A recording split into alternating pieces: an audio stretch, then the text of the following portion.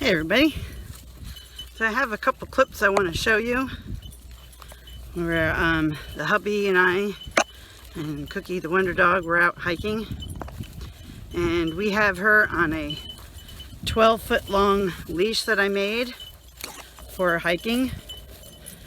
And I want you to watch this clip, and I want you to take notice of the fact that Cookie, even though she's got this 12-foot long leash, she has chosen to walk right next to my husband in a beautiful heel.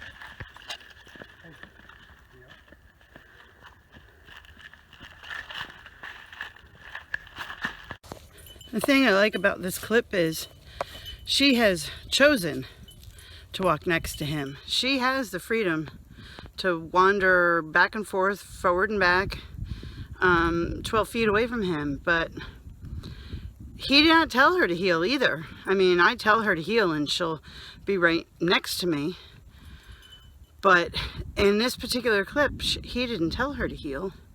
She just chose to walk next to him, and he's kind of talking to her a little bit, but he doesn't have any food in his hands or anything like that. She chose to be next to him. And what's beautiful about that is it's all about the relationship. This is one of the things that I try to explain to people when I help them train their dogs, is the training is part of it. There's a mechanics to it, and the dogs learn a certain behavior based on the rewards or the consequences of the behavior, and that does make changes in the dog. But if you want a dog who's well behaved and that listens to you, you need to work on the relationship too. In fact, I would say you need to work on the relationship first. So if you have a dog that's got behaviors you don't like, some of the things that I'm going to try to teach you may seem like, what has this got to do with what the dog is doing wrong? It's got nothing to do with what the dog is doing wrong. What it's got to do is nurturing your relationship, so that when you do tell the dog something, he's more likely to want to listen to you. It's just like when we're out in the park. Now, Cookie's got a great recall, but if somebody she doesn't know calls her, she's going to look at them and look at me like, am I supposed to go to them? Even though they called my name? You know, and there's been times where I've had to tell her, go ahead, go to them. You know, and that's not something I trained her to do or not do. That is just because of the relationship we have. She makes a choice. And so if you want better behavior out of your dog, the first thing you need to do, work on your relationship. I mean, really, work on your relationship. Learn to understand what the dog likes and dislikes, how the dog feels, and have a respect for each other. That's it, mutual respect. So watch this second clip, because I just love this. It's so beautiful.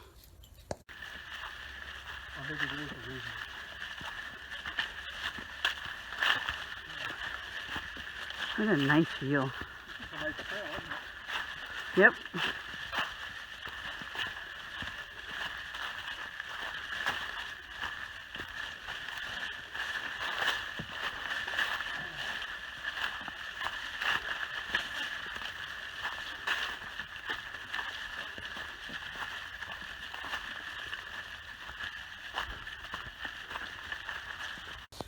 Well, I hope you like those two clips.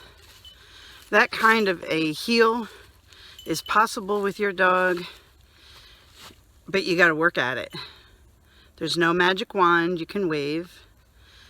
It's going to take time to develop. The older your dog is, the longer it's going to take than if you started doing this when they were a puppy. But work on that relationship. It's not all about, hey, do what I tell you to do and that's it. They're not a robot.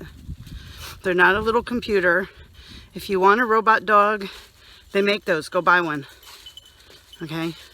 Don't expect your dog that is a living, breathing, feeling being. Don't expect them to listen to you just because you said so, okay? It's about relationship, all right? So I want you to go out, play with your dog, say a prayer to God, thanking Him for your dog, and have a great day.